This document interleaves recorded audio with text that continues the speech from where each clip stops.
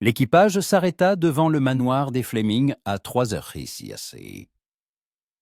précises de l'après-midi, juste au moment où le soleil éclairait la façade du bâtiment sous l'angle le plus avantageux, transformant la pierre de Portland clair en quelque chose de presque théâtral.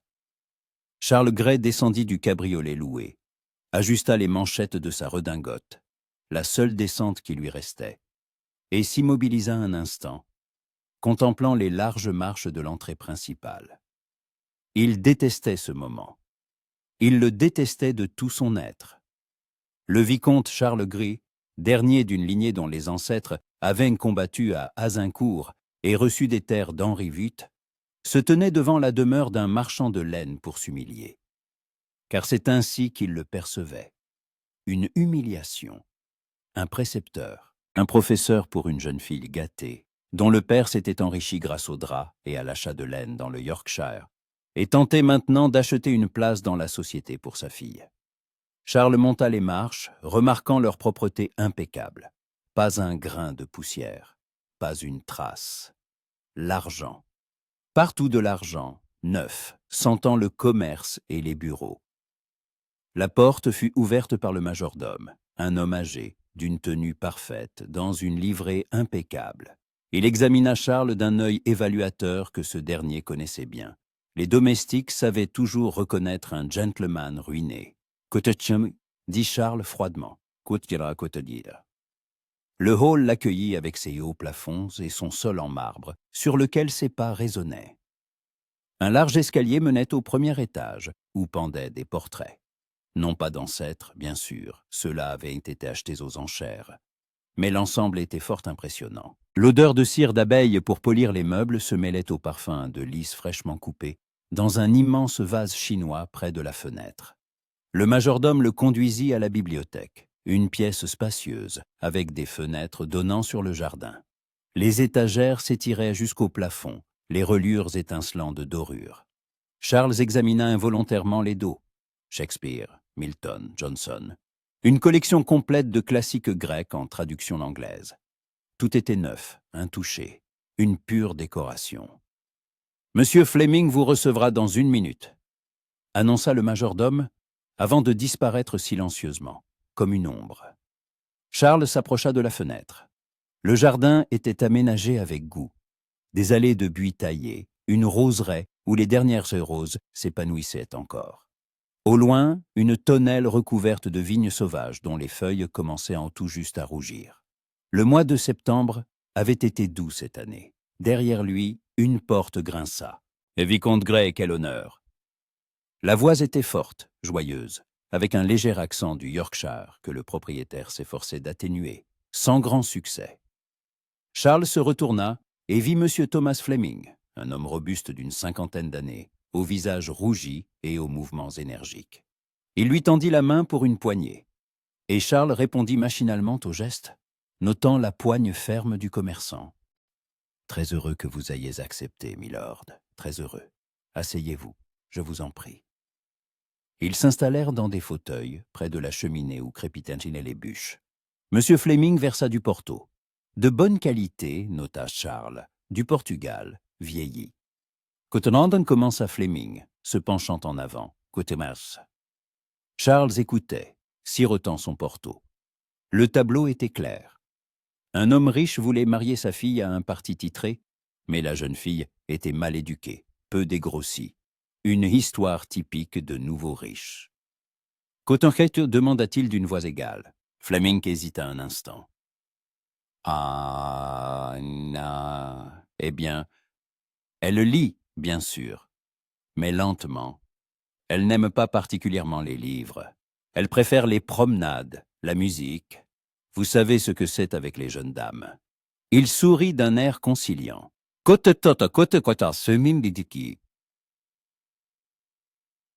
Charles termina son Porto et posa son verre.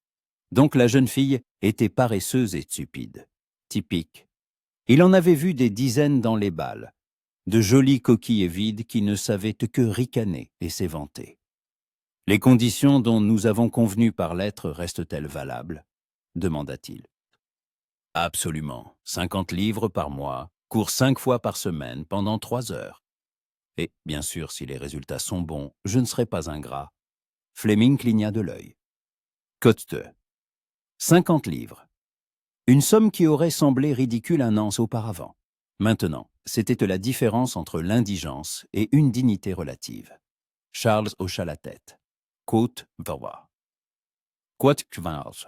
Fleming se leva d'un bond et se dirigea vers la porte, mais Charles l'arrêta. Quote 25. Quote 26. Fleming rit et sortit. Charles resta seul.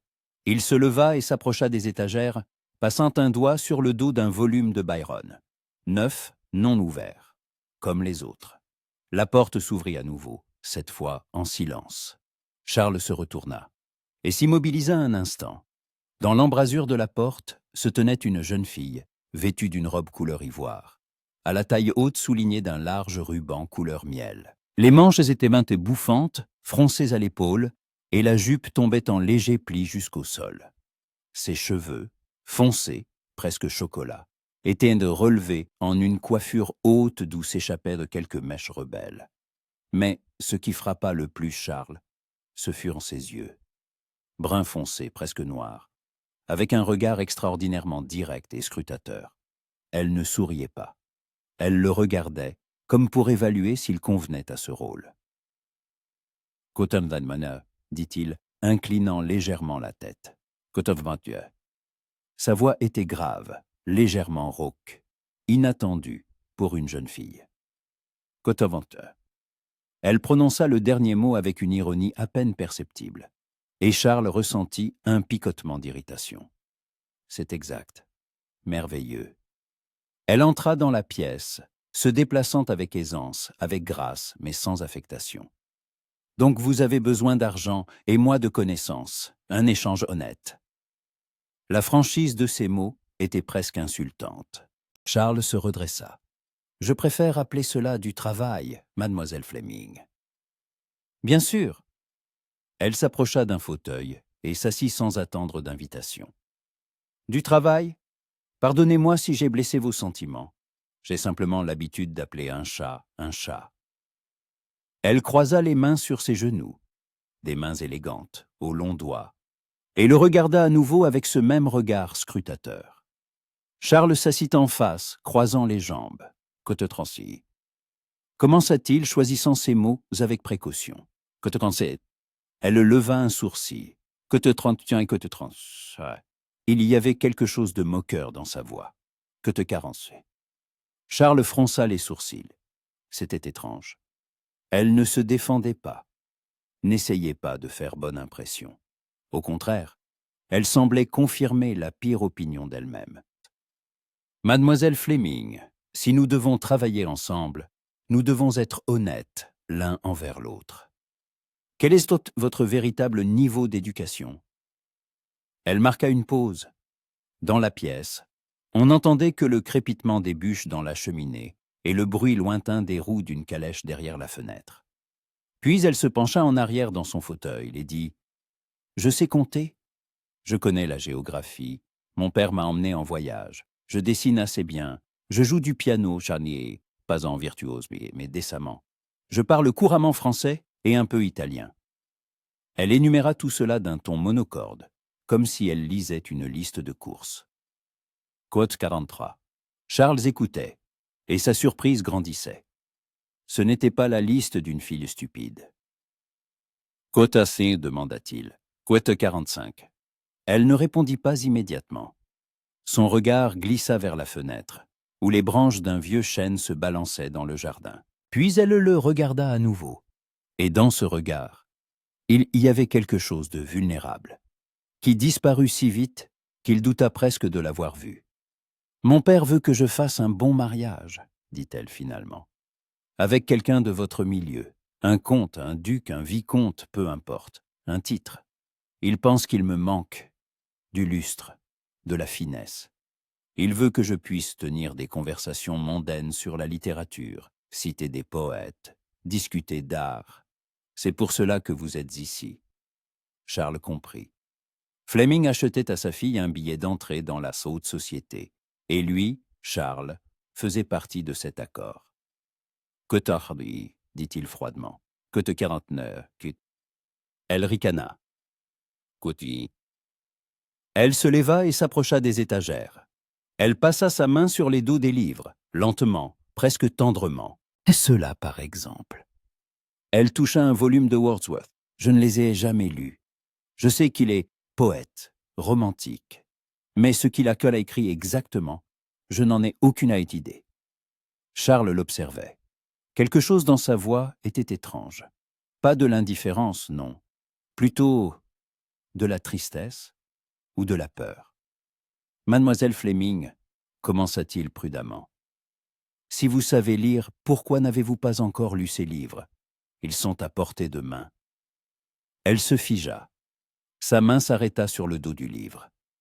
Pendant quelques secondes, elle resta immobile, le dos tourné, et Charles vit ses épaules se tendre sous le tissu fin de sa robe. Puis elle se retourna, et sur son visage, il y avait un sourire. Éclatant, moqueur, absolument faux. Que t'as dire ça? Il ne crut pas un seul de ces mots. Ils se regardèrent à travers la pièce. Lui, assis dans le fauteuil, elle, debout près des étagères. Quelque chose d'étrange, de tendu, planait entre eux. Charles réalisa soudain que cette jeune fille mentait. Mais pourquoi? Mademoiselle Fleming, dit-il lentement, je ne peux vous être utile que si vous êtes honnête avec moi. Complètement honnête. Je suis honnête, répondit-elle, et il y avait de l'acier dans sa voix. Quotosante. Charles se leva. Il était plus grand qu'elle d'une tête, et elle leva les yeux, croisant son regard. Si directe, si hautaine. Et en même temps, quelque chose en elle était brisé. Quoton 61, dit-il. Quoton 62. Il vit ses cils frémir, juste un peu. Quoton 63, répondit-elle. Quoton 64. Charles s'inclina et se dirigea vers la porte. Déjà sur le seuil, il se retourna. Et mademoiselle Fleming, ajouta-t-il, n'essayez pas de me tromper. Je le remarquerai. Elle ne répondit pas. Elle le regardait simplement, avec ce même regard sombre et impénétrable. Charles quitta le manoir des Fleming dans un étrange état d'esprit. La calèche le ramena à travers le Londres bruyant, où les marchands ambulants criaient les prix des pommes et des rubans, où les calèches étaient bloquées dans les embouteillages de Piccadilly, où le vent d'automne soulevait la poussière des pavés. Il regardait par la fenêtre mais ne voyait rien. Il pensait à Joanna Fleming. Quelque chose n'allait pas chez elle. Elle était trop intelligente pour le rôle qu'elle jouait, trop rapide dans ses réponses. Et ce moment où il avait posé des questions sur les livres, il avait vu la peur dans ses yeux. Une vraie peur, qui avait percé un instant à travers le masque d'indifférence moqueuse. Que cachait-elle? Charles fronça les sourcils. Il n'aimait pas les mystères. Il n'aimait pas quand quelque chose sortait de l'ordre habituel. Joanna Fleming aurait dû être une héritière stupide typique. Mais elle s'était avérée différente. Très bien. Demain, il découvrirait la vérité. Il la forcerait à apporter un livre et à le lire à voix haute. Et alors tout se mettrait en place. La calèche s'arrêta devant ses modestes appartements de Baker Street. Un bâtiment sombre à la peinture écaillée sur la porte. Charles paya le cocher et monta l'escalier étroit jusqu'au 3e étage, où il louait 2 pièces. Petites, exiguës, avec des plafonds bas et une odeur d'humidité, mais bon marché. Il ôta sa redingote, la suspendit au dossier d'une chaise et s'enfonça dans un fauteuil près de la fenêtre. Dehors, le crépuscule tombait, peignant le ciel de tons lilas et gris. Quelque part en bas, des enfants riaient, jouant à chat sur le pavé. Charles ferma les yeux. 50 livres par mois. Cela signifiait qu'en 6 mois, il pourrait rembourser ses dettes les plus urgentes. En un an, tout rembourser complètement. Et puis, peut-être, il parviendrait à récupérer au moins une partie du domaine que son père avait dilapidé et perdu aux cartes. Il serra les poings. Le vicomte Charles Grey, précepteur engagé. Un domestique pour les riches. Il pouvait presque entendre ses ancêtres rire. Le regardant de haut depuis ses portraits de famille qu'il avait été contraint de vendre 3 ans auparavant. Mais il n'avait pas le choix. Et Joanna Fleming, avec ses secrets et son arrogance, était sa chance de survivre. Joanna se tenait à la fenêtre de sa chambre et regardait la calèche du vicomte Grey disparaître au tournant. Elle s'enlaça, ses doigts tremblants. Il avait presque deviné. Elle l'avait vu dans ses yeux, dans la façon dont il l'avait regardée lorsqu'elle avait touché les livres. Intelligent, perspicace, froid. Pas comme les anciennes gouvernantes, qu'il était facile de tromper avec des excuses et des caprices. Joanna se dirigea vers sa coiffeuse et s'assit, contemplant son reflet dans le miroir. Visage pâle, cerne sous les yeux. Elle n'avait pas dormi la nuit précédente, redoutant cette rencontre. Et maintenant, il viendrait demain et lui demanderait d'apporter un livre. Elle se couvrit le visage de ses mains. Que dirait-elle? Comment expliquerait-elle? Elle avait 19 ans, elle était l'héritière d'une fortune, et elle ne savait pas lire. Elle ne pouvait pas assembler les lettres en mots, ne comprenait pas comment les gens regardaient en ces signes noirs sur le papier, et en tiraient un sens. Enfant, elle avait essayé si désespérément qu'elle pleurait la nuit. Mais les lettres dansaient devant ses yeux, se confondaient, se dispersaient. Elle mémorisait des mots isolés, pouvait signer son nom, mais lire une page, un livre, une lettre, elle ne le pouvait pas, jamais. Et maintenant, tout le monde la croyait stupide, paresseuse, légère, et le vicomte Grey penserait la même chose. Joanna se leva et s'approcha de la bibliothèque dans le coin de sa chambre. Des volumes s'y trouvaient, offerts pour ses anniversaires, pour Noël. De belles reliures, des lettres dorées, haïs inaccessibles. Elle passa un doigt sur le dos d'un des livres et murmura « Que dois-je faire ?» Il n'y eut pas de réponse. Seulement le silence du manoir et le son lointain d'un piano provenant du salon de musique, où une servante répétait une nouvelle mélodie. Joanna soupira. Demain, elle reverrait le vicomte Grey, et il connaîtrait la vérité. Et quand il saurait, il la regarderait avec mépris, comme on regarde les sots et les paresseux. Elle pouvait presque imaginer ce regard, froid, arrogant. Il l'avait déjà regardé de haut aujourd'hui, un aristocrate ruiné, méprisant les nouveaux riches. Mais chose étrange, quand il avait posé des questions sur les livres, il n'y avait pas eu de condamnation dans sa voix, de la curiosité, comme s'il voulait vraiment comprendre. Peut-être. Non, c'était stupide d'espérer. Personne n'avait jamais compris. Personne n'avait voulu comprendre. Joanna se détourna de l'armoire et s'approcha de la fenêtre. Le jardin s'enfonçait dans le crépuscule, et les premières étoiles apparaissaient dans le ciel. Quelque part au fond du jardin, un rossignol chantait. Le dernier de l'année, un chant d'adieu. Elle y écouta la chanson, fermant les yeux. Demain, tout changerait. Demain commencerait ce qu'elle avait redouté toute sa vie. Mais peut-être que demain, elle trouverait quelqu'un qui ne se moquerait pas d'elle. Peut-être. Le matin était clair, presque estival. La lumière du soleil se déversait par les hautes fenêtres de la bibliothèque, traçant des carrés dorés sur le sol où dansait une fine poussière. Charles Grey arriva précisément à 10h moins le quart, assez tôt pour se préparer, mais pas au point de paraître excessivement zélé. Le majordome le conduisit à la même bibliothèque où il avait eu sa conversation avec M. Fleming la veille. La pièce avait une autre allure à la lumière du jour. Les étagères projetaient de longues ombres et dans un vase en cristal sur la table se trouvaient des dahlias frais, d'un bordeaux profond, presque noir au centre, avec des pétales veloutés. L'odeur de cire se mêlait à un parfum à peine perceptible, d'eau de rose peut-être. Charles posa son cartable sur la table et examina la pièce. Il avait choisi un endroit près de la fenêtre pour les leçons. Il y avait là un grand bureau en acajou incrusté. 2 fauteuils, un encrier, des plumes, du papier buvard, tout le nécessaire. Il sortit de son cartable plusieurs livres qu'il avait apportés. Un volume de poésie de Wordsworth, un recueil d'essais d'Addison, le roman de Jane Austen, Orgueil et préjugés. Il les disposa sur la table, ouvrit un carnet de notes. L'horloge de la cheminée sonna 10 heures.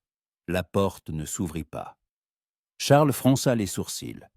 Être en retard pour la première leçon était un mauvais signe. Il attendit 5 minutes, puis 10. L'irritation commença à monter en lui, froide et familière. Typique. La jeune fille gâtée le faisait attendre. Mais à 10h15, la porte s'ouvrit enfin. Joanna Fleming entra rapidement, presque impétueusement. Et Charles remarqua immédiatement que quelque chose n'allait pas chez elle. Son visage était pâle, presque cireux, et ses lèvres serrées en une ligne fine. Elle portait une robe d'une teinte lavande discrète, plus stricte que celle de la veille, avec de longues manches et un col montant orné de dentelles. Ses cheveux étaient relevés en un simple chignon à la nuque, sans ornement. Dans ses mains, elle tenait un livre. « Je vous prie de m'excuser pour mon retard », dit-elle, sans le regarder. Sa voix était égale, mais Charles y décela une tension. « J'ai été retenu. »« Mademoiselle Fleming, » répondit-il froidement. « La ponctualité est une part importante de l'éducation. J'espère que cela ne deviendra pas une habitude. » Elle leva les yeux, et il vit dans son regard quelque chose qui ressemblait à un défi. « Je tâcherai de ne pas vous décevoir, vicomte. » Ils se regardèrent pendant quelques secondes. Une étrange confrontation où aucun ne voulait céder le premier. Puis Joanna s'approcha de la table et s'assit dans le fauteuil en face de lui, posant le livre devant elle. Charles jeta un coup d'œil à la couverture et faillit lever un sourcil de surprise. Coutane de Milton, un choix sérieux. Très sérieux pour une jeune fille qui, soi-disant, n'aimait pas lire. Intéressant, remarqua-t-il en s'asseyant en face. Coteau 104, Coteau 115, répondit-elle sans quitter le livre des yeux. Coteau 66, répéta-t-il. Coteau 117. La pause s'éternisa. Joanna passa un doigt sur le dos du livre, lentement, comme pour retarder sa réponse. Le style est majestueux, dit-elle enfin. Exalté. Certes, concéda Charles. Mais pourriez-vous être plus précise? Qu'est-ce qui vous a frappé dans son langage? Elle leva la tête. Une panique éclaira ses yeux, rapide comme un éclair, mais il la remarqua. Vicomte Gray, dit-elle fermement, peut-être devrions-nous commencer par quelque chose de plus simple. Quoth Rouard est une œuvre vraiment difficile, et je voudrais rafraîchir mes bases avant de discuter de Milton. Charles se pencha en arrière dans son fauteuil. Elle esquivait. Encore. Très bien, dit-il lentement. Alors, ouvrez le livre à n'importe quelle page et lisez-moi quelques lignes, juste pour que je puisse évaluer votre manière de lire. Il vit ses doigts blanchir en serrant le livre. Vit ses cils trembler. Quelques instants, elle resta immobile, puis ouvrit le livre au hasard. Les pages bruissèrent dans le silence de la bibliothèque. Joanna regardait le texte. Elle se taisait. Mademoiselle Fleming, l'incita Charles. Coternchetna. Elle se tut. Ses doigts glissèrent sur la page, comme si elle essayait de tâter les mots physiquement. Cotermathieu. Charles regarda la fenêtre. Le soleil inondait la pièce d'une lumière éclatante. Un mensonge. Alors, approchez-vous de la fenêtre, suggéra-t-il l'observant. Elle se leva, tenant le livre devant elle comme un bouclier, s'approcha de la fenêtre, s'immobilisa. Charles vit son dos, la ligne tendue de ses épaules, et comprit, elle n'allait pas lire, parce qu'elle ne pouvait pas. La prise de conscience vint soudainement, comme un coup. Toutes ces bizarreries de la veille, ces réponses évasives, les livres non ouverts, la peur dans ses yeux, tout s'assemblait. Joanna Fleming ne savait pas lire. Une riche héritière, intelligente, cultivée dans de nombreux domaines, et analphabète. Charles se leva lentement. Il s'approcha d'elle, s'arrêtant à un pas. Elle ne se retourna pas, serrant seulement le livre plus fort. « Quotensien, dit-il doucement, quotenose. Quotenose. Quotenatenantra. Répéta-t-il cette fois plus doucement. Elle se retourna, Son visage était absolument impassible, mais ses yeux, dans ses yeux, il y avait une supplication. Ne pas prononcer à voix haute ce qu'il avait compris. Charles tendit la main et elle lui donna le livre, comme si elle se débarrassait de quelque chose de tourmentant. Il le referma et le posa sur le rebord de la fenêtre. « Asseyez-vous, s'il vous plaît, » dit-il, désignant le fauteuil près de la fenêtre. Johanna obéit. Elle s'assit, les mains croisées sur les genoux, et regarda le jardin, où le jardinier taillait une haie. Charles s'assit en face, étudiant son profil. Nez droit, menton obstiné, longs cils. « Depuis quand » demanda-t-il simplement. « Toujours, » répondit-elle doucement. « Depuis l'enfance. Vous ne savez pas lire du tout ou... Je connais les lettres, je peux écrire mon nom, je reconnais certains mots s'ils sont courts. Mais lire une page, un livre, une lettre, non, les lettres. Elles se fondent, elles dansent. Je ne peux pas les maintenir en place. » Sa voix était égale, presque indifférente. Mais Charles entendait derrière ce calme des années de honte. « Votre père le sait » demanda-t-il. Elle hocha la tête. « Il sait, mais il pense que je suis juste paresseuse, que je ne fais pas assez d'efforts. Il a engagé des gouvernantes, des précepteurs. Tous ont essayé, puis ont abandonné. Ils lui ont dit que j'étais désespéré. Et vous avez laissé tout le monde penser que vous étiez stupide. Que pouvais-je faire d'autre » Elle le regarda enfin. Avouer? Dire que l'héritière Fleming est analphabète? Ce serait un scandale. Personne ne m'accepterait dans la société. Aucun homme qui se respecte ne courtiserait une femme incapable de lire une note ou de signer un document. Charles se tut. Elle avait raison. Cruelle, injuste, mais raison.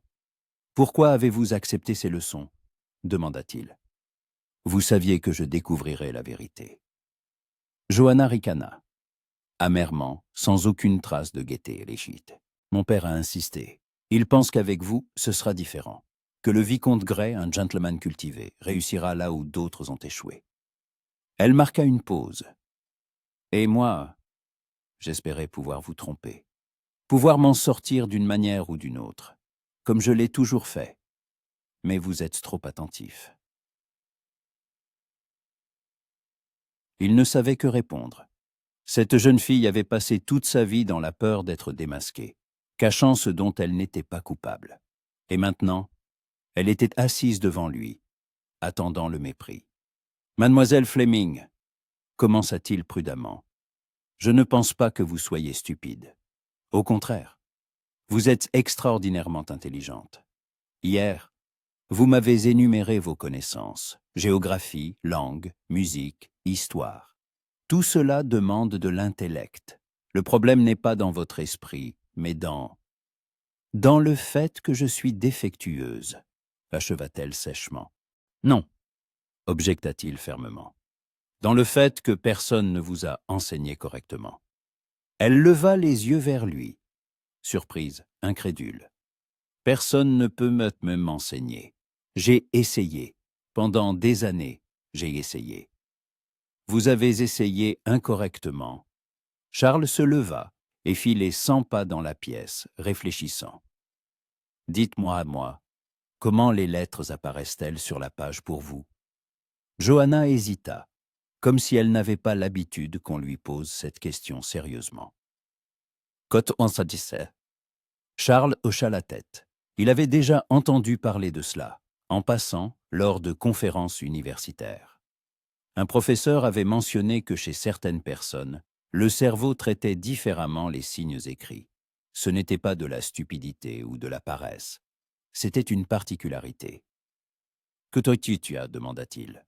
« Que tu m'as dit dans le que tu sauvé, que tu as. » Elle fronça les sourcils. « Que tu as vu ça ?» Charles s'arrêta près de la fenêtre. Un plan se formait dans son esprit. Encore vague, mais prenant déjà forme.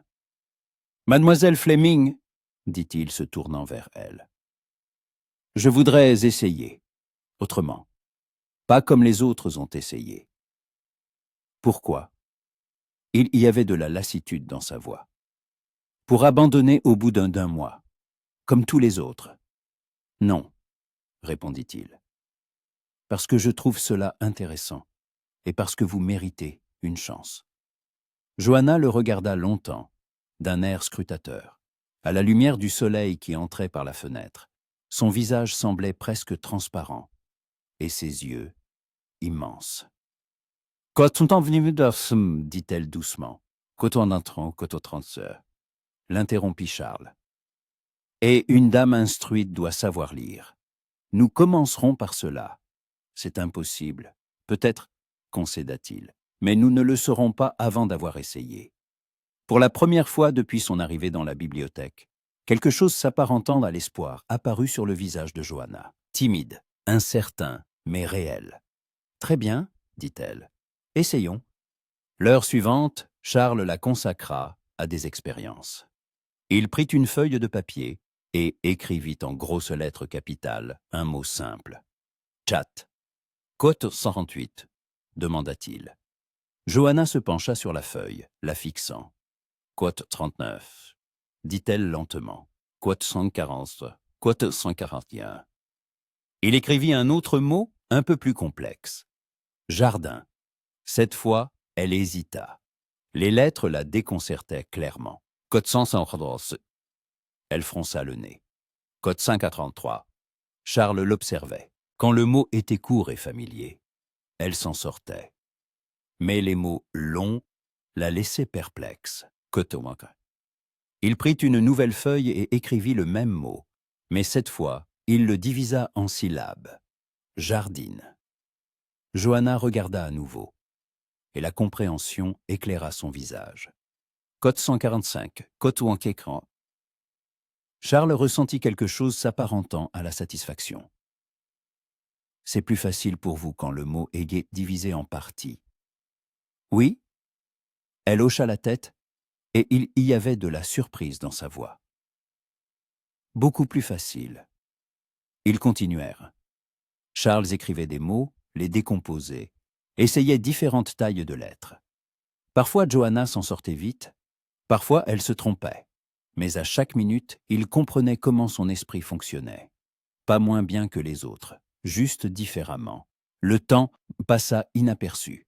L'horloge sonna midi et une servante apporta du thé et des biscuits. Ils firent une pause, et Charles observa Johanna boire son thé. Avec élégance, avec des manières impeccables. Ses mains ne tremblaient ni plus, comme le matin. « Vicomte Gris, dit-elle, posant sa tasse sur la soucoupe, pourquoi faites-vous cela ? » « Quoi exactement ? » « M'aider. Vous auriez pu simplement refuser les leçons. Dire à mon père que j'étais désespéré. » Charles réfléchit. Il ne comprenait pas lui-même entièrement pourquoi.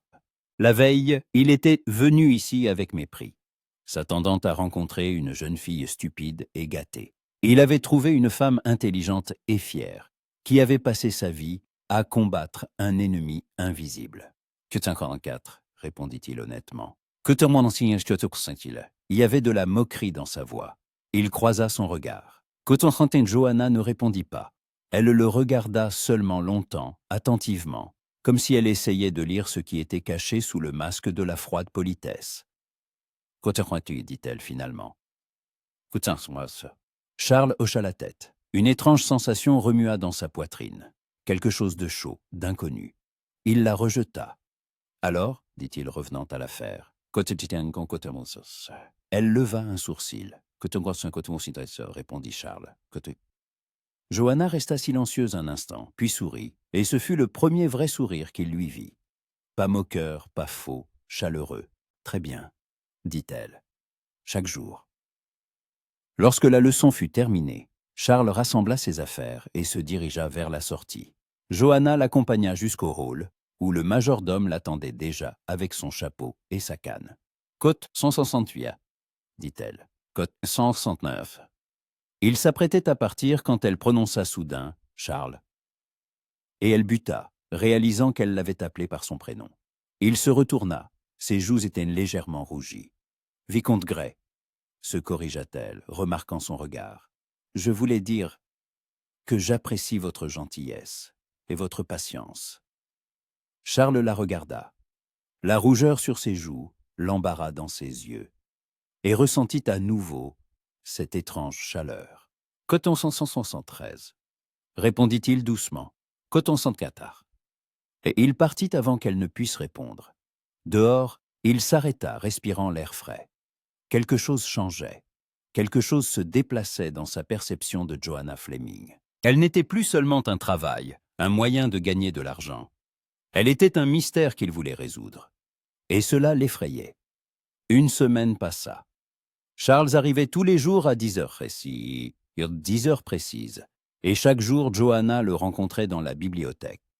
Ponctuelle, sereine, prête au travail. Il travaillait 3 heures, parfois plus, quand elle était peut-être particulièrement concentrée et ne voulait pas s'arrêter. Il avait créé pour elle tout un système.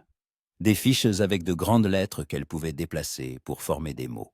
Des feuilles de texte écrites de sa propre main claire, où chaque mot était divisé en syllabes par des tirets verticaux.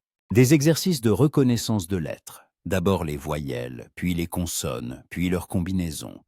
Et progressivement, très lentement, quelque chose commença à changer. Joanna cessa de confondre le B et le D, apprit à voir la différence entre le P et le Q, pouvait lire des mots courts sans aide. Chat, chien, soleil, lune. Puis des mots plus longs. Fenêtre, jardin, matin. Charles observait ses progrès avec un sentiment qu'il ne pouvait entièrement définir. Fierté, satisfaction, ou quelque chose de plus grand. C'était un vendredi, et une fine pluie brunait devant les fenêtres de la bibliothèque.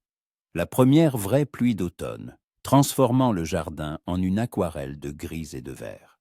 Dans la cheminée crépitaient les bûches, emplissant la pièce de chaleur et de l'odeur de bois de pommiers brûlés. Joanna était assise à la table dans une robe vert émeraude foncé, aux manches étroites et au col de dentelle blanche. Ses cheveux étaient tressés et jetés sur son épaule, et elle enroulait distraitement l'extrémité de la tresse autour de son doigt, lorsqu'elle était particulièrement concentrée. Charles avait remarqué cette habitude le 3e jour des leçons, et, pour une raison quelconque, s'en était souvenu. « Essayez ceci ?» Il posa devant elle une feuille de papier. Dessus était écrite une phrase simple. « Le chat est assis sur le tapis. » Joanna regarda le texte. Charles vit son regard glisser sur les lettres, comment elle remuait les lèvres sans bruit, assemblant les sons. « Le... » commença-t-elle lentement. « Le chat. » Une pause. Elle plissa les yeux, fixant le mot suivant. « Assis », murmura Charles doucement. « Assis », répéta-t-elle. « Le chat est assis sur le... » Le dernier mot lui fut le plus difficile. Elle s'immobilisa, regardant les lettres, et Charles sentit presque physiquement sa tension. Cottenden expira-t-elle enfin, Wattia. Elle releva la tête, et dans ses yeux brillait un triomphe, pur, enfantin, absolument sincère. Charles sentit quelque chose se serrer dans sa poitrine. « Que tu m'entends, Kiat » murmura Joanna comme si elle n'y croyait pas. « Une entière, toute seule. »« Oui » répondit-il, et sa voix était un peu rauque. « Vous l'avez lu. » Elle se leva brusquement de son fauteuil, fit les 100 pas dans la pièce, les paumes pressées contre ses joues. Elle riait, doucement, par intermittence. Et Charles n'était pas sûr si c'était des rires ou des sanglots. « Il dit 9 ans, dit-elle, s'arrêtant près de la fenêtre. « Kotamatiba. » Elle se retourna, et il vit des larmes sur ses cils. « Que tu t'incommodais, dit-elle simplement. Charles se leva. Il ne savait pas quoi faire de ce sentiment qui le submergeait. Il voulait s'approcher d'elle. Il voulait... quoi? L'embrasser, la consoler. Mais entre eux, il y avait toujours une ligne invisible de bienséance qu'il ne pouvait franchir. « Que tu en as » dit-il à la place. « Que tu en as » Elle essuya ses larmes du revers de la main, et ce geste était si spontané que Charles sourit involontairement. « Que tu en as » Elle retourna à la table, s'assit et reprit la feuille. Relut la phrase encore une fois, puis encore. Chaque fois un peu plus vite, un peu plus sûrement. Charles la regardait. le reflet du soleil pris dans ses cheveux sombres, la courbe élégante de son cou, l'expression concentrée de son visage. Et il réalisa que quelque chose de dangereux se produisait. Il commençait à l'admirer. Pas seulement la respecter en tant qu'élève, l'admirer en tant que femme. Sa persévérance, son intelligence, sa fierté qui ne s'était pas brisée sous le poids de la honte. La façon dont elle riait quand elle réussissait. La façon dont elle fronçait les sourcils quand elle se trompait. La façon dont elle enroulait sa tresse autour de son doigt. C'était mal. Il était là pour l'argent, pour sauver son domaine ruiné. Elle était un travail, juste un travail. Mais le cœur, semble-t-il, n'écoutait pas la raison. Charles? La voix de Johanna le ramena à la réalité. Il sursauta. Elle le regardait avec curiosité, et il comprit soudain qu'elle l'avait de nouveau appelé par son prénom, sans titre. « Pardonnez-moi » se corrigea-t-elle, remarquant son regard. « Vicomte Gray, je me demandais, pourrions-nous étudier dans le jardin? La pluie a cessé, et j'ai besoin d'un peu d'air frais. » Charles regarda par la fenêtre. En effet, les nuages s'étaient dissipés, et un pâle soleil perçait.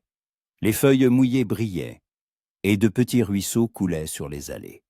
« Coutorchin-tiantupi » concéda-t-il.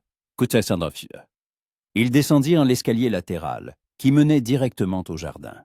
Johanna enfila un châle léger, couleur crème, brodé de fils d'or, et emporta quelques fiches de mots.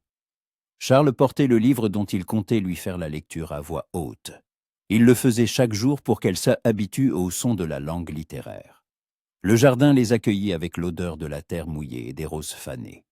Ils marchèrent sur l'allée de gravier, bordée de buissons taillés, se dirigeant vers la tonnelle au fond du jardin. Le gravier crissait sous leurs pieds, un corbeau croissait quelque part, et le vent bruissait dans les branches d'un vieux châtaignier. La tonnelle était petite, octogonale, avec des colonnes entrelacées de vignes vierges.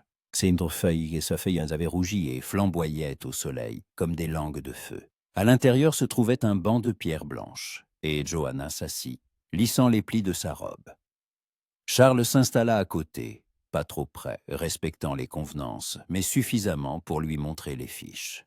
« Côte de Sognan » remarqua-t-elle, regardant le jardin. « Côte de Yoino, côte de Siandiat, côte d'Oie » répondit-elle pensivement. « Côte d'Oncadi, côte d'Ossiti » que Charles sourit. « Côte d'Ossiti » que Johanna ricana. « Côte d'Osseni et côte d'Aude » Elle le regarda, surprise, et dans ses yeux, quelque chose de chaleureux apparut. « Côte de Naïlaï » dit-elle. Côte d'Isné à Charles se figea. Elle avait raison. C'était exactement ce qu'il était. « Côte d'Océionze » l'incita-t-elle, remarquant son silence. « Non, » avoua-t-il honnêtement. « Vous ne vous êtes pas trompé. Je suis venu ici avec mépris. Je pensais que vous étiez une jeune fille gâtée, sereine et stupide, et votre père, un parvenu achetant une place dans la société pour sa fille. » Johanna ne fut pas offensée. Au contraire, elle rit, légèrement, sincèrement. « Au moins, vous êtes honnête. C'est rare. » « Et maintenant ?» demanda Charles, sans comprendre pourquoi c'était important. Quant Sestine, elle réfléchit, regardant les feuilles rouges de la vigne au-dessus de leur tête. Côte du septier, les derniers mots furent prononcés doucement, presque un murmure, mais Charles les entendit distinctement. Il se tourna vers elle. Côte du non coutenant, elle croisa son regard. Côte de ça. Charles ne savait que dire. Elle le voyait à travers, et c'était à la fois effrayant et libérateur. Mon père a tout bu et tout perdu au jeu. Il entendit sa propre voix, comme de l'extérieur. Côte il se tut, attendant, quoi? La pitié, le mépris. Mais Johanna se contenta de hocher la tête. Côte 23, ça, dit-elle simplement. Côte to fille, c'est que côte de ça, demanda-t-il. Côte 26. Elle sourit tristement. Côte 27. Ces mots restèrent suspendus entre eux et eux, remplis d'un sens qu'aucun d'eux n'osait prononcer à voix haute. Ensemble, comme s'ils n'étaient pas seulement un professeur et une élève, mais quelque chose de plus. Charles détourna le regard le premier. Territoire dangereux, trop dangereux. Que tout dans son 123, dit-il, sortant les fiches. Johanna ne s'opposa pas, mais il sentait son regard sur lui, long, pensif. Ils travaillèrent encore 1 heure, jusqu'à ce que le soleil commence à décliner, peignant le ciel de tons roses et dorés. Johanna lisait les fiches, en formait des phrases, et Charles la félicitait pour chaque petite réussite. Alors qu'ils s'apprêtaient à rentrer à la maison, le majordome s'approcha d'eux en hâte sur l'allée. « Mademoiselle Fleming, dit-il avec une révérence, des invités sont arrivés. Monsieur Fleming m'a demandé de vous dire qu'on vous attend au salon. » Johanna fronça les sourcils. « Des invités? Je ne savais pas que mon père avait invité quelqu'un. »« Lord et Lady Barrymore avec leur fils, mademoiselle. » Charles remarqua comment le visage de Johanna changea. Le masque revint, ce même masque de politesse mondaine derrière lequel elle se cachait du monde. « Je vous remercie, Simmons, » dit-elle d'une voix égale. Côte dans 34, le majordome se retira, et Johanna se tourna vers Charles. Côte 35. Il y avait de l'amertume dans sa voix. « Une démonstration ?» répéta Charles, bien qu'il devinât de quoi il s'agissait. « De moi, » répondit-elle simplement. « Il veut montrer que sa fille est digne d'un mari titré, que je suis bien élevée, instruite, convenable pour un parti. Et vous ne voulez pas de cela ?» Johanna le regarda, et il y avait quelque chose de désespéré dans ses yeux. « Je ne veux pas épouser un homme qui me méprisera pour mon secret, pour mon analphabétisme, pour le fait que je suis la fille d'un commerçant. » « Mademoiselle Fleming, je sais que mon père a raison, » l'interrompit-elle. Quote 43. Elle se tut, puis secoua la tête. Quote 44. Elle se retourna et se dirigea rapidement vers la maison. Charles resta debout dans la tonnelle, la regardant partir. Un parti enviable. Edward Barrymore. Pourquoi cette pensée le remplissait-elle d'une telle rage? Il serra les poings, comprenant la réponse, mais ne voulant pas l'admettre, même à lui-même. Charles n'avait pas l'intention de rester. La leçon était terminée et il devait partir. Mais quelque chose le retenait, un sentiment inquiet, presque douloureux. Il se dirigea lentement vers la maison, décidant de saluer M. Fleming avant de s'en aller. Le majordome le conduisit au hall d'où provenaient des voix du salon. Rires, tintements de porcelaine, conversations mondaines. Côte 245. M. Fleming apparut à la porte du salon, rouge et satisfait. Côte 246.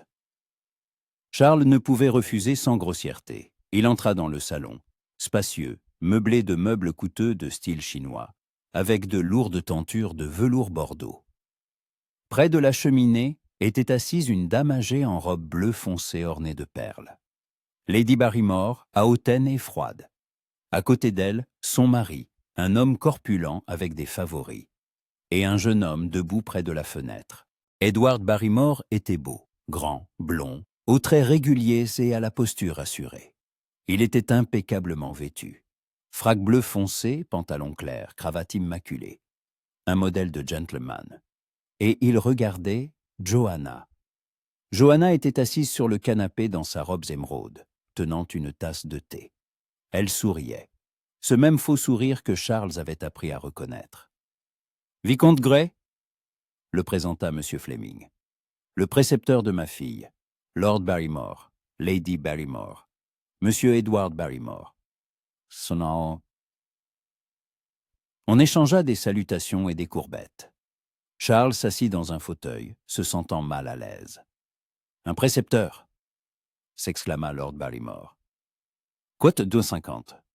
Quote 261. » répondit Charles. « Elle écoute 252. Quote 253. » intervint Lady Barrymore, observant Johanna d'un regard évaluateur. « Dites-moi, ma chère, avez-vous lu le dernier roman de Walter Scott, Simplement enchanteur ?» Charles vit le visage de Johanna se figer un instant. « Malheureusement, pas encore. » répondit-elle calmement. « Mais le vicomte Gray a promis de me faire découvrir son œuvre prochainement. Et jouez-vous du piano ?» continua l'interrogatoire de Lady Barrymore. Côte au sang milieu, Johanna posa sa tasse. Côte son qu'un côte du centre proposa Edward, et sa voix était agréable, chaleureuse. Johanna hésita, puis se leva. Côte au 161, elle se dirigea vers le piano à queue, qui se tenait contre le mur du fond. Elle s'assit, posa ses doigts sur les touches, et commença à jouer. Charles écoutait, et quelque chose se serrait en lui. Elle jouait Chopin, un nocturne, mélancolique et magnifique. Elle jouait bien, avec sentiment, et la musique emplissait la pièce, rendant tout le reste insignifiant. Edward Barrymore écoutait, les yeux fixés sur elle. Et Charles vit dans ce regard de l'admiration. Quand la musique s'éteignit, tout le monde applaudit. Johanna se leva, fit une révérence. « Magnifique !» s'exclama Edward, s'approchant d'elle. Côte 3. Elle lui sourit, et Charles ressentit une piqûre de quelque chose de brûlant et de désagréable. Jalousie. Il était jaloux de cet homme beau, riche, qui lui convenait si bien. Et il réalisa que tout était perdu. Charles quitta le manoir des Fleming, à peine ayant attendu une occasion de partir. Dehors, le crépuscule était déjà tombé, et l'allumeur de réverbères allumait les lampes à gaz le long de la rue. Il marchait rapidement, presque en courant, comme s'il pouvait fuir ses propres sentiments. Qu'avait-il fait? Il était tombé amoureux d'une élève, d'une jeune fille qui lui était inaccessible selon toutes les lois de la société et de la raison. Elle était riche, il était pauvre.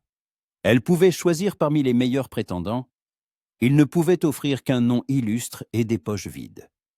Et, pire encore, elle était son travail, sa seule source de revenus. S'il perdait cette place, il perdrait tout. Charles s'arrêta au coin de la rue, s'appuyant contre un réverbère. Il ferma les yeux, essayant de se ressaisir. Demain, il reviendrait, continuerait les leçons, serait poli, froid, professionnel, et regarderait silencieusement Johanna Fleming épouser un autre.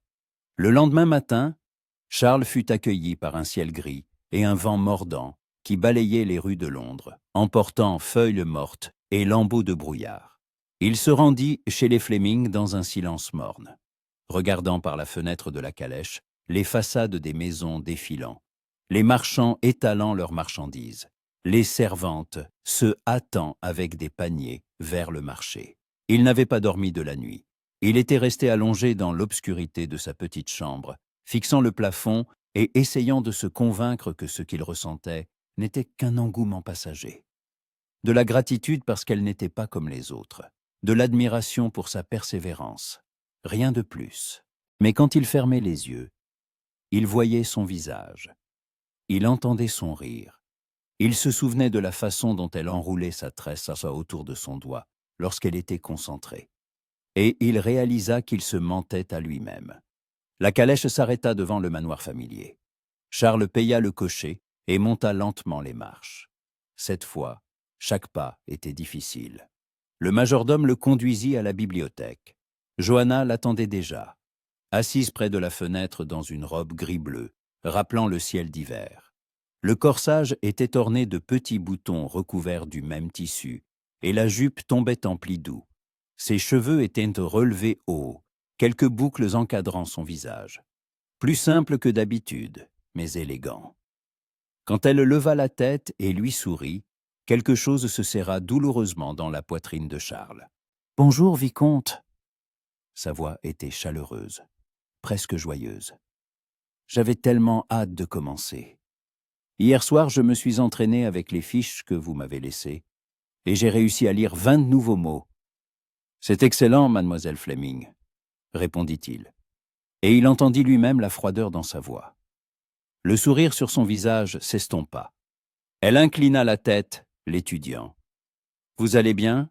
Vous avez l'air fatigué. Tout va bien. » Il se dirigea vers la table, évitant son regard. « Je n'ai juste pas très bien dormi. Commençons. » Il disposa le matériel pour la leçon. De nouvelles fiches, des pages d'exercice. Johanna s'assit en face, mais il sentait son regard sur lui, interrogateur, perplexe. La leçon commença tendue. Charles donnait les tâches brièvement, presque sèchement. Louait ses succès avec retenue. Évitait de la regarder dans les yeux.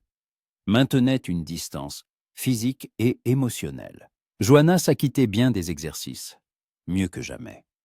Mais la joie qui brillait habituellement dans ses yeux à chaque petite réussite était absente aujourd'hui. Elle était concentrée, presque tendue. Une heure passa dans ce silence gênant, rompu seulement par le bruit des pages tournées et le froissement de la plume sur le papier. Dehors, le vent se renforçait, faisant claquer les volets et chassant les nuages dans le ciel. Finalement, Johanna posa la fiche sur laquelle elle travaillait et le regarda directement. « Qu'est-ce qui s'est passé ?»« Rien, » répondit Charles, sans lever la tête de ses notes. « Ne me mentez pas. » Il y avait de l'acier dans sa voix. « Côté dans son tresse. » Charles leva lentement les yeux. Elle le regardait avec une curiosité si franche, une inquiétude si sincère, qu'il eut envie de dire la vérité. Mais il ne le pouvait pas. « Mademoiselle Fleming, nous nous sommes trop laissés aller à la familiarité, » dit-il d'un ton mesuré. « Que tu sein d'une côte du elle leva un sourcil. « Que tu descends côté droit. » Charles se leva, s'éloignant vers les étagères. Il fallait créer de la distance. « Je suis ici pour vous instruire, pas pour partager des expériences personnelles. » Johanna se leva aussi, s'approcha de lui, résolument, et Charles sentit son pouls s'accélérer. « Vous n'êtes pas qu'un professeur, » dit-elle doucement. « Du moins pour moi. Vous êtes la première personne qui ne s'est pas moquée de mon problème, qui a cru en moi, qui... » Elle se tut, et le non-dit resta suspendu dans l'air. Qui ne put s'empêcher de demander Charles. Qui a vu en moi non pas une héritière défectueuse, mais simplement une personne, acheva-t-elle. Pas plus de 2 pas les séparaient. Charles voyait les étincelles dorées dans ses yeux sombres, voyait sa poitrine se soulever sous le tissu fin de son corsage. Il sentait presque physiquement l'attraction entre eux, dangereuse, inadmissible. Côte-Noire, commença-t-il d'une voix rauque. Vous ne comprenez pas? Ce que je ne comprends pas? Ah! Elle fit un pas de plus. Que vous êtes un aristocrate ruiné et que je suis la fille d'un commerçant? Qu'il y a un abîme entre nous? Pensez-vous que je ne le sais pas? Alors pourquoi avons-nous cette conversation? Parce que faire semblant est inutile, répondit-elle simplement. Hier, j'ai vu comment vous me regardiez quand Edward jouait le rôle de l'admirateur enchanté. J'ai vu votre visage. Charles se figea. Elle avait remarqué. Mon Dieu, elle avait tout remarqué. Je ne sais pas de quoi vous parlez, tenta-t-il. Vous savez, elle ne recula pas. Tout comme je sais que lorsque vous touchez ma main pour corriger la position de la plume, vos doigts s'attardent un instant de plus que nécessaire. Que lorsque je ris, quelque chose de chaud apparaît dans vos yeux, même lorsque vous essayez de rester froid. Que vous... Assez? L'interrompit Charles. Silence. Et il se détourna, pressant ses paumes contre la bibliothèque, essayant de se maîtriser. Que t'est ancien son? Il entendit sa voix derrière lui. Que t'est l'ancien titre? Il se retourna. Que te dit-il? Il y avait de l'amertume dans sa voix. Avec quiconque pourra vous donner ce que vous méritez. Et qu'est-ce que je mérite, selon vous? Elle croisa les bras sur sa poitrine.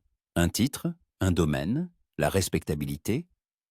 Le bonheur, répondit Charles doucement. Johanna le regarda longtemps, et dans ses yeux, il y avait quelque chose d'indiciblement triste. Côté dans le théâtre. La question resta suspendue entre eux, lourde et dangereuse. Charles savait qu'il devait arrêter cette conversation immédiatement, que chaque mot suivant était un pas vers l'abîme. Mais au lieu de cela, il demanda « Côte 3-5 ». Elle ne répondit pas.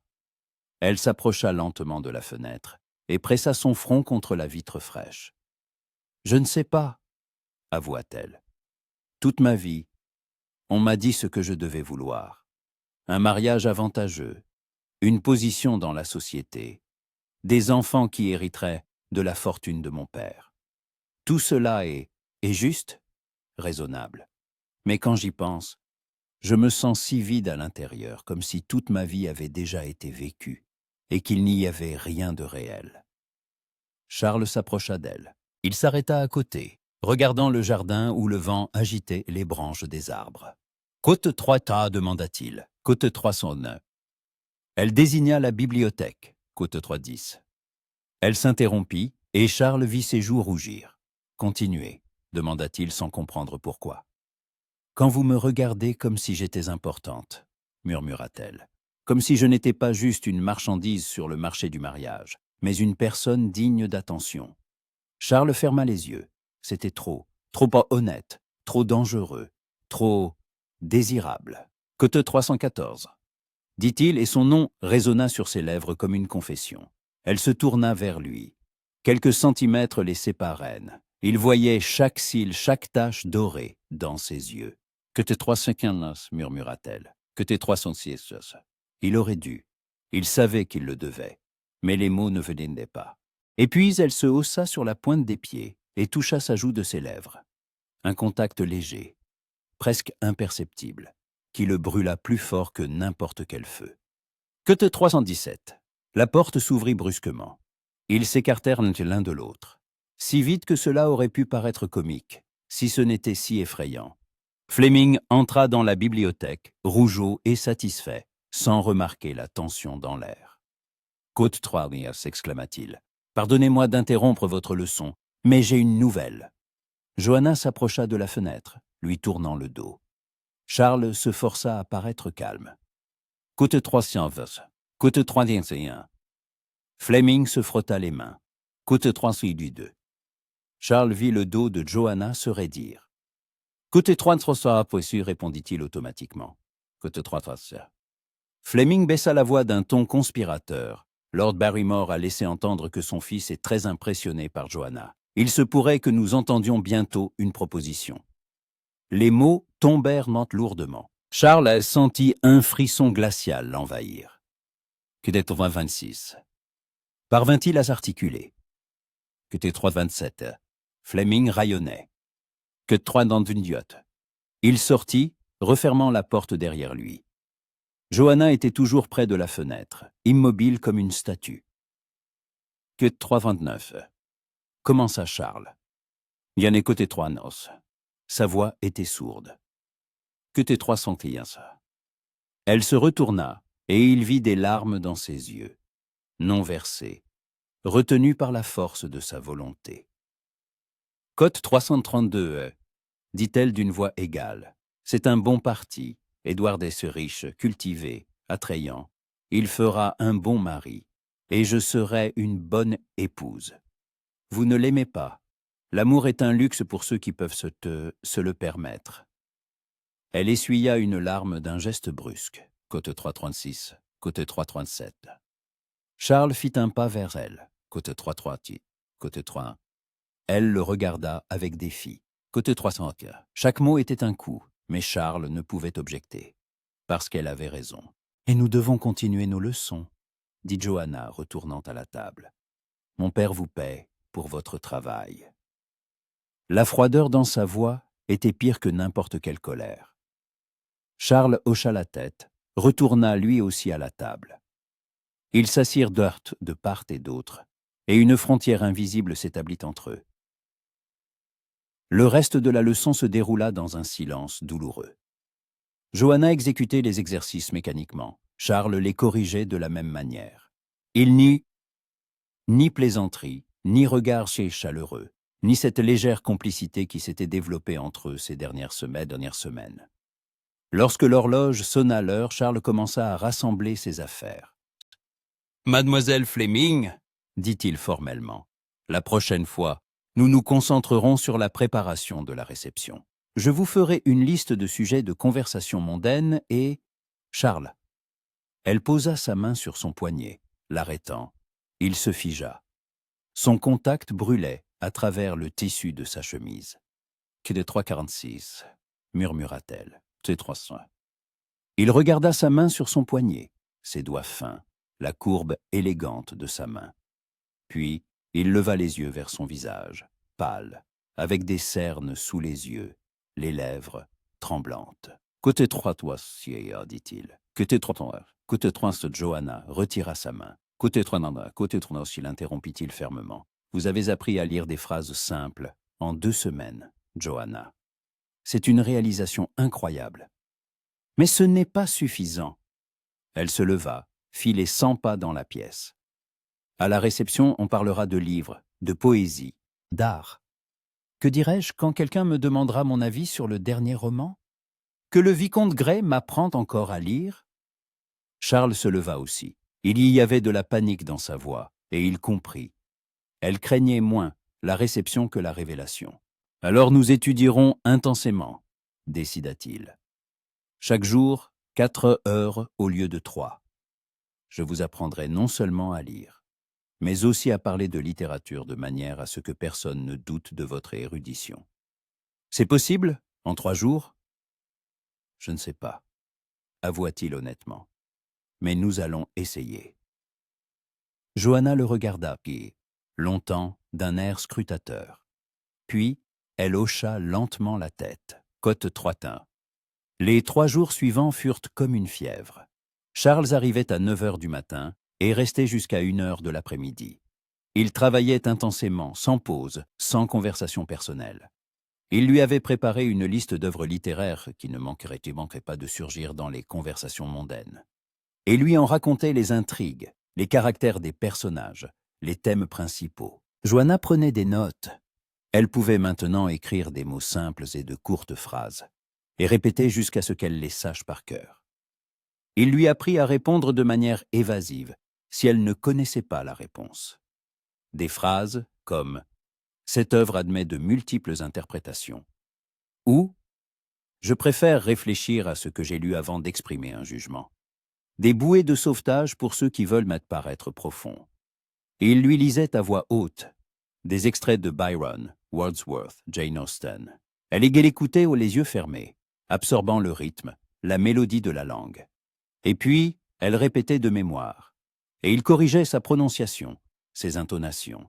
Ils ne parlèrent pas de ce baiser. Si tant est qu'on puisse appeler cela un baiser. Ils ne parlèrent pas d'Edward Barrymore. Ils ne parlèrent pas des sentiments qui planaient entre eux, comme des nuages d'orage. Ils travaillaient, seulement travaillaient. Et le vendredi soir, alors que Charles s'apprêtait à partir, Johanna l'arrêta à la porte de la bibliothèque. « QT 364 » dit-elle doucement. « QT 365 » « QT 366 » hocha-t-il la tête. « QT 367 » Elle sourit, tristement, mais sincèrement. « Quote 361 » « Quote 361 » répondit Charles. « Quote 300. » Il se tenait dans l'embrasure de la porte, et la lumière du soleil couchant teignait tout de ton cuivré. Quelque part au fond de la maison, de la musique jouait. Une servante, sans doute, répétait un nouveau morceau. « Charles !» Johanna fit un pas vers lui. « Quoi qu'il arrive demain, sachez que ces semaines ont été les plus heureuses de ma vie. » Sa gorge se serra. Il ne pouvait parler, craignant que sa voix ne le trahisse. Alors il se contenta d'acquiescer, de s'incliner, formellement comme il se devait pour un précepteur, et sortit. Dans la rue, il s'arrêta, respirant l'air froid du soir. Demain, elle irait à la réception. Elle verrait Edward Barrymore. Peut-être accepterait-elle une proposition. Et lui resterait ici, le cœur brisé et les poches vides. Mais, au moins, il lui avait donné ce que personne n'avait pu lui donner auparavant, la confiance en soi. Et, peut-être, c'était suffisant. Le samedi soir tomba sur Londres, froid et clair. Les étoiles apparurent dans le ciel velouté, et la lune, presque pleine, inonda les rues d'une lumière argentée. Le manoir du duc de Clarendon brillait de ses fenêtres d'où émanait une lumière dorée et chaude, et vers l'entrée, des calèches roulaient les unes après les autres, laissant descendre dames et gentilshommes élégamment vêtus. Johanna était assise dans la calèche de son père, serrant dans ses mains un éventail d'ivoire, et essayait de calmer les tremblements de ses doigts. Elle portait une robe que la couturière avait confectionnée spécialement pour l'occasion, en soie couleur rose foncé, presque bordeaux dans la pénombre. Le corsage, avec un décolleté profond mais décent, était brodé de petites perles.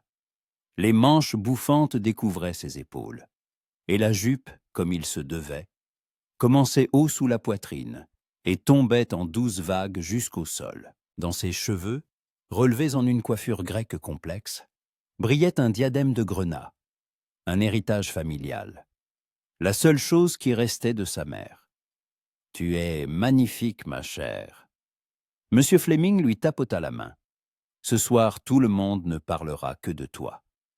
Johanna sourit faiblement. C'était exactement ce qu'elle craignait. Tout le monde la regarderait, l'évaluerait, poserait des questions, vérifierait si la fille du commerçant était digne d'une place parmi eux. La calèche s'arrêta. Un laquais ouvrit la portière et lui tendit la main. Johanna sortit, sentant l'air froid piquer ses épaules nues. Son père lui offrit son bras, et ils montèrent les larges marches de marbre recouvertes de drap écarlate. Dans le grand hall de la demeure ducale, Johanna fut saisie d'un sentiment d'irréalité. Un immense lustre en cristal de Bohême dispersait des milliers d'éclats lumineux. Les murs étaient revêtus de marbre crème avec des dorures. Et de part et d'autre du large escalier se dressaient des statues de marbre. Dieux et déesses antiques, froids et parfaits. La musique parvenait de la salle de bal au premier étage. Un orchestre à cordes jouait un menuet. Le majordome annonçait les invités d'une voix sonore. Soit dans 15. Quelques têtes se tournèrent. Johanna sentit des regards sur elle, curieux, évaluateurs. Elle redressa le dos, leva le menton. Elle était ici de plein droit. Son père était riche et respecté. Elle était instruite. Elle savait lire. Cette simple prise de conscience lui donna du courage. Il y a seulement 3 semaines, elle ne pouvait même pas lire une phrase simple. Maintenant, elle le pouvait, grâce à Charles. À la pensée de lui, quelque chose se serra dans sa poitrine. Il ne serait pas là ce soir. Les précepteurs ne sont pas invités au bal. Il était probablement dans ses petites chambres, lisant à la lumière d'une bougie ou essayant de dormir. Pensait-il à elle? « Monsieur Fleming !» s'éleva une voix forte. Et Lord Barrymore, accompagné de sa femme et de son fils, se dirigea vers eux. Edward Barrymore semblait encore plus séduisant que la dernière fois, en frac noir, gilet blanc immaculé et cravate parfaitement nouée. Ses cheveux blonds étaient soigneusement coiffés, et ses yeux bleus brillaient lorsqu'il s'inclina devant Johanna. « Côte 337, dit-il, et sa voix sonnait sincère. « Côte 378, répondit-elle, faisant une révérence. « Côte 369. Côte 380. Edward sourit, charmant, chaleureux, et Johanna se surprit à penser qu'il était vraiment beau. N'importe quelle jeune fille aurait été heureuse d'obtenir son attention. Pourquoi alors ne ressentait-elle que du vide? Ils montèrent à la salle de bal, et Johanna s'immobilisa un instant à l'entrée, frappée par le spectacle. La salle était immense, avec un plafond peint représentant des nuages et des chérubins, avec des miroirs muraux multipliant la lumière de centaines de bougies dans des candélabres de cristal. Des dames en soie et diamants tourbillonnaient dans la danse avec des cavaliers en frac. La musique était vivante, presque palpable. « Viens, je vais te présenter. » Monsieur Fleming la conduisit plus loin dans la salle. L'heure suivante se déroula dans un tourbillon de présentations. Lord et Lady Huntel, Vicomte tel, l'honorable Mademoiselle telle. Johanna souriait, s'inclinait, prononçait les phrases appropriées. Elle se sentait comme une actrice sur scène, jouant le rôle d'une dame du monde. Et puis elle fut entourée de plusieurs jeunes dames, des contemporaines de Johanna, fille d'aristocrates. Elles étaient belles, élégantes, et dans leurs regards, on lisait de la curiosité mêlée d'un léger mépris. « Mademoiselle Fleming, est-il vrai que votre père a fait fortune dans le commerce de la laine ?» demanda l'une d'elles, une grande brune au visage hautain. « C'est exact, » répondit Johanna calmement. « Mon père possède plusieurs manufactures dans le Yorkshire. »« Comme pratique ?» traîna une autre jeune fille, rousse, avec des taches de rousseur. « Et ne trouvez-vous pas ennuyeux de parler d'affaires ?» Au contraire. Johanna ouvrit son éventail, s'éventant. « Côte 3 toua, côte 3 cette ricana la brune. »« Côte 3 netana, côte 3 nantique, » rétorqua Johanna. Une légère tension plana dans l'air. La rousse changea de sujet. « Et qu'avez-vous lu dernièrement, mademoiselle Fleming ?»« Je viens de finir le nouveau roman des sœurs Brontë, simplement délicieux. » Le cœur de Johanna s'effondra. C'était ça, l'épreuve. Côte 3 mention, répondit-elle, se souvenant des instructions de Charles. Côte 3 continua, côte 3 ça. S'anima une troisième jeune fille, jusque-là silencieuse. Et que pensez-vous de Byron, Sango Côte Cake? Johanna prit une profonde inspiration. Charles lui avait lu cet extrait 2 jours auparavant. Byron écrit sur la désillusion, sur la perte des illusions, dit-elle lentement, choisissant ses mots. Childe Harold voyage, mais ne trouve le repos nulle part. Cela, me semble-t-il, reflète l'état d'esprit du poète lui-même. Une quête éternelle de ce qui peut-être n'existe pas. Les jeunes filles et filles échangèrent dans des regards. La brune leva un sourcil, une interprétation très profonde. Vous réfléchissez manifestement beaucoup à vos lectures. Je préfère comprendre plutôt que simplement lire. Johanna s'autorisa un léger sourire. La conversation continua, glissant vers la musique, le théâtre, les derniers potins. Johanna répondait avec prudence, parfois de manière évasive, mais se tenait dignement. Lorsque les jeunes filles s'éloignèrent enfin, elle sentit la tension quitter ses épaules. La première épreuve était passée. « Mademoiselle Fleming !» Une voix retentit derrière elle, et elle se retourna. Edward Barrymore lui tendait la main. « Si je ne me trompe, cette valse est à moi ?»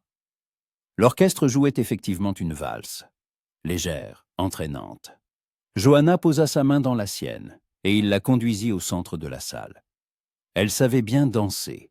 C'était l'une des rares compétences qui ne nécessitaient pas de lecture.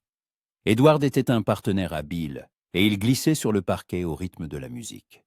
Autour d'eux tourbillonnaient d'autres couples. Les robes bruissaient, les talons claquaient.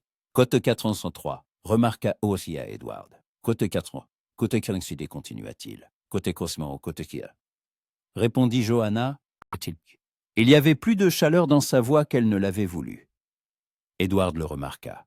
Quelque chose brilla dans ses yeux, de la curiosité, de la jalousie. Côte 400, dit Edward prudemment. Côte 401, côte 400, concéda Johanna. Côte 411, côte 412. Edward sourit. Côte 416. Johanna garda le silence. Elle ne défendait pas Charles par gentillesse. Elle le défendait parce qu'elle l'aimait. La prise de conscience vint soudainement, comme un éclair. Elle aimait Charles Gray. Elle aimait sa froideur qui cachait de la chaleur, son intelligence, sa patience, la façon dont il la regardait quand il pensait qu'elle ne le voyait pas, la façon dont sa voix s'adoucissait quand il lui lisait à voix haute. Et cet amour était sans espoir. Côte 4, la voix d'Edward la ramena à la réalité. « Vous avez pâli. Juste un peu chaud, mentit-elle. Pourrions-nous sortir sur la terrasse ? Bien sûr. » Il la conduisit à travers les portes vitrées sur la large terrasse, donnant sur le jardin du duc. L'air nocturne était frais et sentait les roses fanées. Des lanternes éclairaient les allées de gravier et, au loin, un mur de haies taillées se dressait, sombre. Johanna s'approcha de la balustrade en pierre et inspira profondément. Derrière elle, on entendait la musique, les rires, le tintement des verres. Mais ici, dans la pénombre, c'était silencieux. Que te cadence, Edward s'approcha d'elle. Que te cadence, son cœur se serra. Elle savait ce qu'il allait dire. Elle le savait à la façon dont son père avait souri toute la soirée, à la façon dont les parents d'Edward la regardaient avec approbation. « Que tu viens ?» dit-elle, sans se retourner. Côte 422. Commença-t-il. Côte 423. Johanna ferma les yeux. C'était une proposition dont rêvaient des milliers de jeunes filles. Edward était beau, riche, de bonne famille. Il aurait été un mari attentif. Il lui aurait donné tout ce qui était dû à une dame, tout, sauf l'amour. L'amour qu'elle désirait. Côte 415 commença-t-elle lentement. Côte 90, côte 400, reprit-il, et il y avait de la compréhension dans sa voix. Johanna se retourna. Il se tenait à quelques pas, et le clair de lune rendait son visage presque éthéré. Côte 37, acheva-t-elle doucement. Edward hocha la tête, lentement, comme s'il s'attendait à cette réponse. Côte 88, demanda-t-il. Côté 81. Johanna se figea. Il savait. Comment? Côté 30, expliqua Edward. Côté Brixien. Il s'approcha et il n'y avait pas de colère dans ses yeux, seulement de la tristesse. Côté constat, côté triotia, murmura-t-elle. Côté catinto, côté cos, côté qu'est-il Edward ricana. Côté quartzessa. Les larmes montèrent aux yeux de Johanna. Pourquoi la gentillesse de cet homme la blessait-elle plus que toute cruauté? Côté catota, dit-elle. Côté catin, côté catin. Edward sourit. Côté 15. Il s'inclina, galamment, un gentleman, et retourna à la salle de bal, la laissant seule sur la terrasse. Johanna resta là, regardant les étoiles. Lui faire une proposition? À Charles? Mais comment? Que dirait-elle? Je vous aime, soyons pauvres ensemble. Mademoiselle Fleming? La voix la fit sursauter. Elle se retourna, et son cœur s'arrêta. Dans l'embrasure de la porte de la terrasse se tenait Charles Gray. Il était vêtu d'un costume de soirée, pas neuf mais impeccablement repassé. Le frac sombre soulignait ses larges épaules, et la blancheur de sa chemise contrastait avec sa peau bronzée. Ses cheveux étaient soigneusement coiffés, mais une mèche rebelle était tombée sur son front. Il la regardait, et dans ses yeux, il y avait ce qu'elle n'avait jamais vu auparavant. Peur, espoir, désespoir. Côté 4 expira-t-elle. Côté 4. Il fit un pas en avant. Côté 4, il se tut, et Johanna vit les muscles de sa mâchoire se contracter. Côté 4, côté 4, lâcha-t-il. Côté 4, s'acheva-t-elle. Côté 4, côté 4. Johanna fit un pas vers lui. Charles pâlit. Elle vit ses poings se serrer. Côté 1. Dit-il d'une voix sourde. Alors je vous prie de m'excuser de vous avoir dérangé. Je n'aurais pas dû... Je l'ai refusé, l'interrompit-elle. Silence. La musique parvenait de la salle de bal, mais ici, dans cette bulle de clair de lune et de fraîcheur nocturne, il n'y avait que lui et elle. Vous l'avez refusé? Répéta Charles lentement. Oui. Johanna s'approcha. Un seul pas les séparait. Côte 14 et côte 14. Elle leva la main, l'arrêtant. Edward est un homme bon. Il aurait été un mari merveilleux. Mais quand je pense à un avenir avec lui, je ressens un vide. Et quand je pense à... Elle s'interrompit, rassemblant son courage. Côté 83.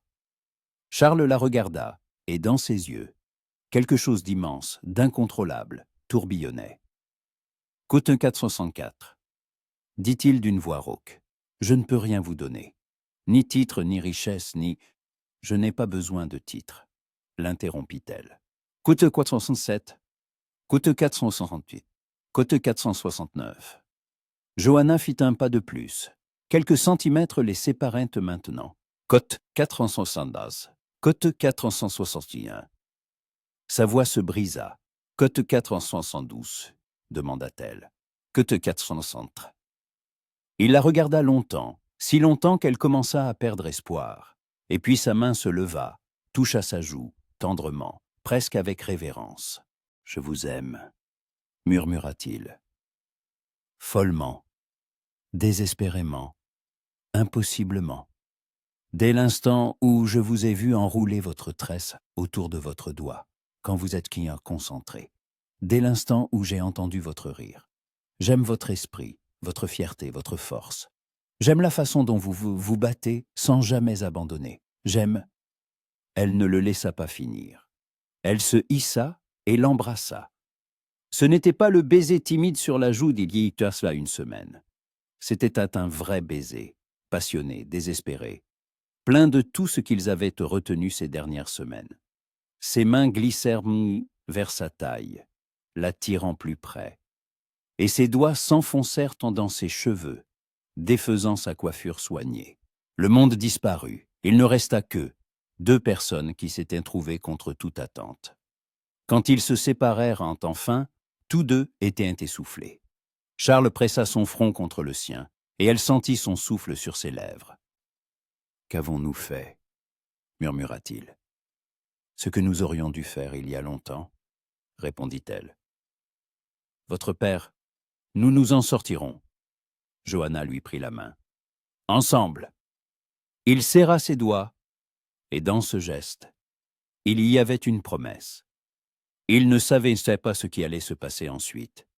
Ils ne savaient pas comment ils expliqueraient cela à son père, à la société, au monde.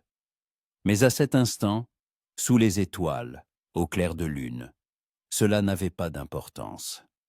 Ils étaient ensemble. Et c'était tout ce qui comptait.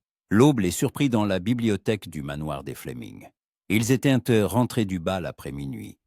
Johanna dans la calèche de son père, qui était resté silencieux tout le long du chemin, ayant remarqué ses joues rougies et ses yeux brillants, et Charles à pied, car il ne pouvait se permettre une calèche. Mais le matin, à peine l'aube levée, il était de nouveau là, debout devant les portes du manoir, serrant son chapeau dans ses mains, se préparant à la conversation la plus difficile de sa vie.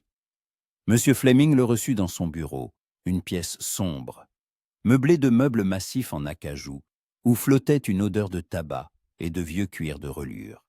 Dehors, le ciel se teintait de tons rose perle, et la ville s'éveillait. On entendait le bruit des sabots, les cris des marchands, le tintement des cloches d'une église lointaine. Fleming était assis à son bureau, encombré de papiers d'affaires et de registres, et regardait Charles d'un regard lourd. Il ne lui offrit pas de siège. « Côte carte, dit-il après une longue pause. « Côte carte, répondit Charles, redressant le dos. « Côte côte. Il y avait de l'acier dans la voix de Fleming. « Vous êtes un homme adulte, vicomte, pas un jeune garçon incapable de se maîtriser. Vous avez raison. » « Vous avez, concéda Charles. « Je suis coupable, mais je n'ai pas joué avec ses sentiments. J'aime votre fille. » Fleming se leva, s'appuyant lourdement sur la table, avec ses mains minces. « Côté en aise, répéta-t-il avec amertume. « Côté wannos. » Chaque mot était un coup, mais Charles ne recula pas. « Côté canit, admit-il, qui côté a. Côté classe qui trancha Fleming. Côté gâté d'une voix retentit depuis la porte. Tous deux se retournèrent. Sur le seuil se tenait Johanna, dans une simple robe de matin gris-lilas, ses cheveux dénoués tombant en vagues sur ses épaules. Elle était sans bijoux, sans coiffure élaborée, et paraissait plus jeune que ses 19 ans. Mais son regard était ferme. « Que tenez qu'il y a » commença Fleming. Coûte au sieste, elle entra dans le bureau, refermant la porte derrière elle. « Coûte comme ça. » Fleming soupira lourdement et s'effondra dans son fauteuil. « Viens ici, ma fille. » Johanna s'approcha, se plaçant à côté de Charles, si près que leurs mains se touchèrent presque. Ce geste n'échappa pas à Fleming. « Tu comprends ce que tu fais » demanda-t-il fatigué. « Edward Barrymore est un excellent parti. Il est riche, jeune, de bonne famille. Avec lui, tu aurais tout. »« Tout sauf le bonheur, » répondit Johanna doucement. « Le bonheur ?» Fleming secoua la tête. Damer aussi parlait de bonheur quand elle m'a épousé. Tout le monde l'en dissuadait. On disait qu'un marchand de laine n'était pas digne de la fille d'un petit noble. Mais elle m'a choisi. Et tu sais quoi? Elle était heureuse. Heureuse jusqu'à la fin. Sa voix trembla, et Johanna s'agenouilla à côté de son fauteuil, prenant ses mains dans les siennes. « Que te compreneur » demanda-t-elle doucement. « Avoua Fleming. Johanna regarda Charles, et dans ses yeux, il y avait une telle tendresse qu'il en eut le souffle coupé. Avec lui, j'ai appris à croire en moi, j'ai appris à lire, j'ai appris à ne pas avoir peur. Il m'a donné plus que n'importe quelle fortune. Fleming regarda Charles, longtemps, d'un air évaluateur. Puis il soupira. « Quote 509, » dit-il. « Quote 510. » Charles se redressa. « Quote 111. » Quote 572. Il marqua une pause. Charles sentit une chaleur se répandre dans sa poitrine. Fleming donnait son consentement. Avec des conditions, oui, mais il le donnait. « Quote 514. » dit-il fermement. « Quote 515. » Fleming se leva et tendit la main. « Quote 516. » Ils échangèrent une poignée de main, et Johanna se leva d'un bond, serrant son père dans ses bras. « Merci, » murmura-t-elle. « Merci, papa. » Fleming lui caressa la tête. maladroitement, mais avec tendresse. « Ta mère aurait été heureuse, marmonna-t-il. Elle a toujours dit que l'amour était plus important que l'or. » Les mois suivants furent étranges et beaux à la fois. La nouvelle des fiançailles de la fille Fleming, avec le vicomte Grey appauvri, se répandit dans Londres en une semaine. Les réactions furent diverses. Des enthousiastes, une histoire romantique, au caustique. Le marchand s'était tout de même acheté un titre. Mais Joanna avait appris à ignorer les commérages. Elle tenait la tête haute, souriait et continuait à vivre. Charles, fidèle à sa promesse, trouva un emploi. Le duc de Clarendon, touché par son histoire, et peut-être par le souvenir de sa mère, lui offrit le poste de régisseur de l'un de ses domaines dans le Kent. Le salaire était modeste, mais suffisant pour louer une maison décente et vivre dignement. Mais le plus important, ils continuaient leurs leçons. Chaque matin, de 10h à 1h, Charles venait au manoir des Fleming, et il travaillait dans la bibliothèque. Maintenant, Joanna lisait non pas des mots et des phrases isolées, mais des pages entières. Lentement, parfois en butant, mais elle lisait. Ils avaient commencé par des livres pour enfants, puis étaient passés à des textes plus complexes, contes, nouvelles, enfin, romans. Un jour pluvieux de novembre, Joanna lut à voix haute un chapitre entier de Orgueil et préjugés. Quand elle eut fini et releva la tête, ses yeux brillaient de larmes de joie. « Je l'ai fait », murmura-t-elle. « J'ai lu un chapitre entier. » Charles se leva de son fauteuil, s'approcha et s'agenouilla devant elle, prenant ses mains dans les siennes. « Tu as fait bien plus, » dit-il. « Tu as prouvé que l'impossible est possible. » Elle sourit à travers ses larmes et se pencha pour l'embrasser. Ce fut un baiser lent, tendre, pas passionné comme celui sur la terrasse du duc, mais rempli d'un bonheur tranquille. Quand ils se séparèrent, Joanna essuya ses larmes et rit. « Tu sais ce qui est drôle ? Avant, je détestais les livres. Ils me semblaient des ennemis qui me rappelaient mon infériorité. Et maintenant, je les aime. Chaque page lue est comme une petite victoire. Parce que maintenant, ce ne sont plus des ennemis. » Charles se leva et s'assit à côté d'elle sur le canapé. « Ils sont devenus des amis. » Joanna posa sa tête sur son épaule, et ils restèrent ainsi, écoutant la pluie tambouriner aux fenêtres, les bûches crépiter dans la cheminée, et une servante fredonnait une mélodie quelque part dans la maison. « Charles, » dit-elle doucement, « as-tu jamais regretté ? » « Regretter quoi ? » ?»« De m'avoir choisi, d'avoir pu chercher une riche héritière qui aurait résolu tous tes problèmes financiers. » Il la serra plus fort. « Jamais, » répondit-il. « Pas un instant. Tu m'as donné ce que je n'avais pas connu depuis de nombreuses années. Un but, un sens. Le sentiment que je suis important non pas à cause d'un titre ou d'argent, mais simplement parce que j'existe. Tu as toujours été important. » Joanna leva la tête, le regardant. Juste que tout le monde ne le voyait pas. Il l'embrassa sur le sommet de la tête, inhalant le parfum d'eau de rose dans ses cheveux. « Que penses-tu que dirait ta mère ?» demanda-t-elle. « De nous. » Charles réfléchit. Sa mère était morte quand il avait 15 ans, mais il se souvenait bien d'elle, une femme bonne et intelligente, qui lui lisait des livres et lui apprenait à voir la beauté dans les choses simples. « Côte 538, » dit-il avec assurance. « Côte 539, côte 540, côte 541. » Charles sourit. « Côte 552. » Ils rirent, et ce rire était léger, insouciant, si rare dans leur monde complexe. L'hiver arriva tôt à Londres cette année-là. Fin novembre, la première neige tomba, recouvrant la ville d'un manteau blanc et étouffant tous les bruits. Les rues devinrent silencieuses, presque magiques, et même l'air sentait différemment, la pureté et le froid. La veille de Noël, Charles invita Joanna à une promenade. Ils marchaient dans le parc enneigé, où les branches nues des arbres étaient saupoudrées de neige, et la croûte crissait sous leurs pieds. Joanna était emmitouflée dans une chaude fourrure de velours sombre bordée de fourrure, et tenait un manchon dans ses mains. Ses joues étaient rosées par le froid, et ses yeux brillaient. Charles s'arrêta près de l'étang gelé, où des cygnes nageaient en été. Et maintenant la glace scintillait au soleil comme un miroir. « Johanna, commença-t-il, et sa voix était rauque. Je sais que nous avions convenu d'attendre 6 mois, mais je dois demander maintenant, car je ne peux plus attendre. » Il s'agenouilla, sans prêter attention à la neige qui tachait son pantalon, et sortit une petite boîte de sa poche. Il l'ouvrit, et quelque chose d'or scintilla à l'intérieur. Une bague, simple, sans pierres précieuses, mais d'une facture délicate, avec des mots gravés dessus. Johanna haleta, pressant ses mains sur ses lèvres. « Quote 545 » dit Charles. « Quote 546 » Les larmes montèrent aux yeux de Johanna. « Quote 547 » continua-t-il, et sa voix tremblait. « Quote 50 » Johanna s'agenouilla devant lui, sans se soucier de la neige qui salissait sa robe.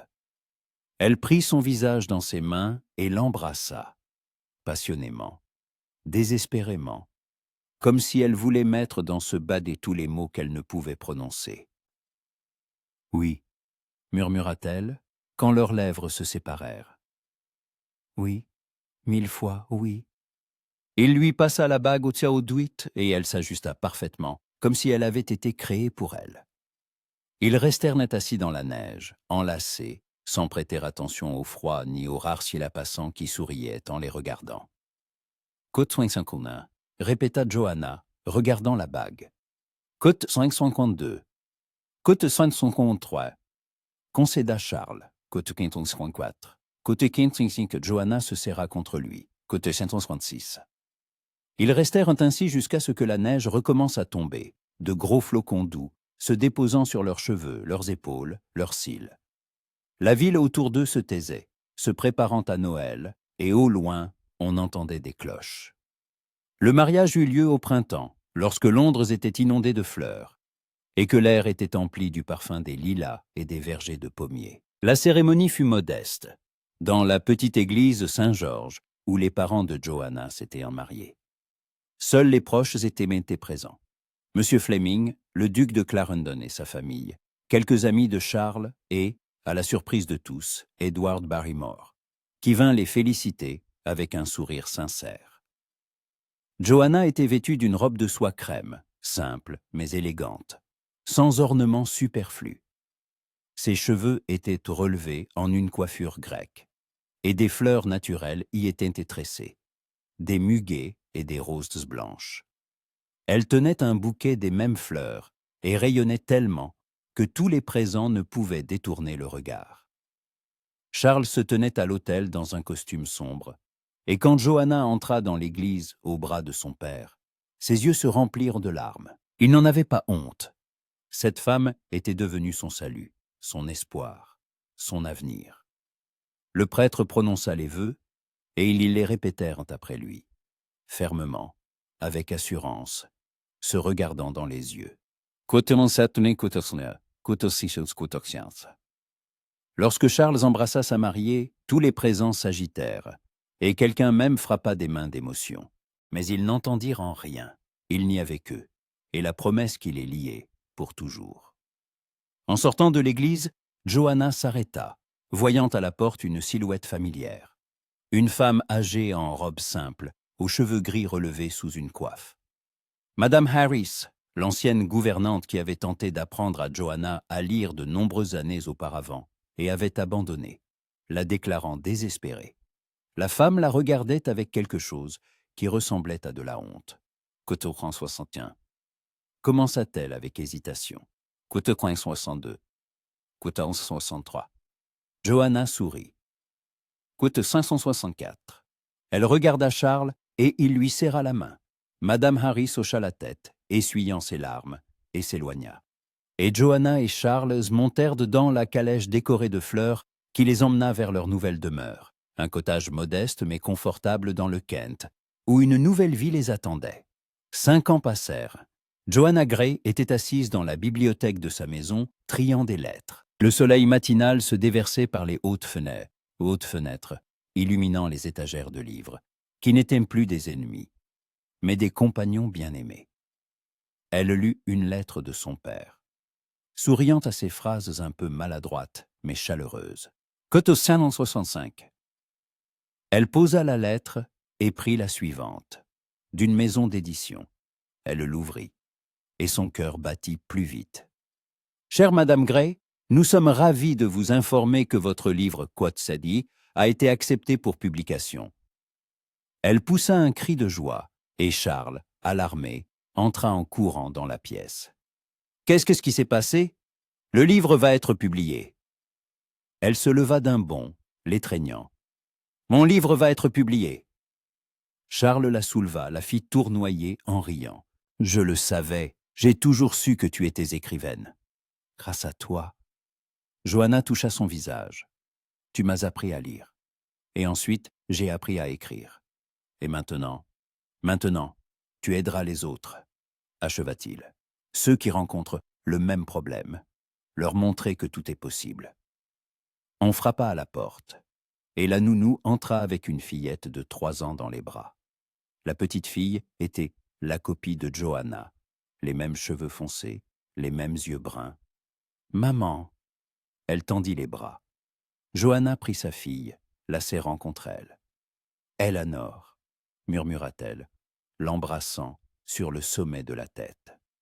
Coton 7. Charles les étreignit toutes les deux, et ils restèrent ainsi. Une famille qui avait vu le jour contre toutes les lois de la société et de la raison. Une famille construite sur l'amour, la patience et la foi. Devant la fenêtre, le jardin fleurissait, où Johanna avait planté des roses en mémoire de sa mère. Les oiseaux chantaient, le vent bruissait dans les feuilles, et quelque part au loin, on entendait des rires. La vie continuait, pas parfaite, pas facile, mais la leur, et en cela, il y avait une beauté particulière. Le soir, quand leur fille fut endormie, Johanna et Charles s'assirent donc sur la terrasse, enveloppés dans des plaids, et regardèrent les étoiles. Il lui lut des poèmes de Keats, et elle l'écouta, la tête posée sur son épaule. « Cote 500, ouais » demanda-t-elle doucement. Cote 557, cote 101, cote 57, avoua Charles avec un sourire. Cote 100 serait le rite. Cote 25, cote 20, ajouta-t-il. Cote 21. Elle lui donna un coup de coude. Ils se turent, savourant le silence et la proximité. Quelque part, une chouette ululait. Les feuilles bruissaient dans le jardin, et la lune flottait dans le ciel, argentant tout autour. « murmura Johanna, écoutant. Il se tourna vers elle, prit son visage dans ses mains. « Coton, répondit-il. « Coton connaît, murmura-t-elle, regardant la bague à son doigt, qui, en 5 ans, était devenue une partie d'elle. L'amour triomphe de tout, concéda-t-il. Il l'embrassa, lentement, tendrement, comme pour la première fois, et comme pour la 1000e. Un baiser plein de promesses qu'ils tiendraient toute leur vie. Quelque part dans la maison, l'horloge sonna minuit. Un nouveau jour commençait, mais ils n'étaient pas pressés de partir. Ils restèrent assis sur la terrasse, enlacés, regardant les étoiles s'éteindre lentement, cédant la place à l'aube. Leur histoire savait commencer avec des lettres qu'elles ne pouvaient lire. Mais elle fut écrite non pas avec des mots, mais avec des sentiments. Et cette histoire ne serait pas oubliée, car le véritable amour demeure toujours, dans le cœur, dans la mémoire, dans chaque instant vécu. Et ils savaient, quoi qu'il arrive ensuite, ils le traverseraient ensemble. Main dans la main, cœur à cœur, pour toujours.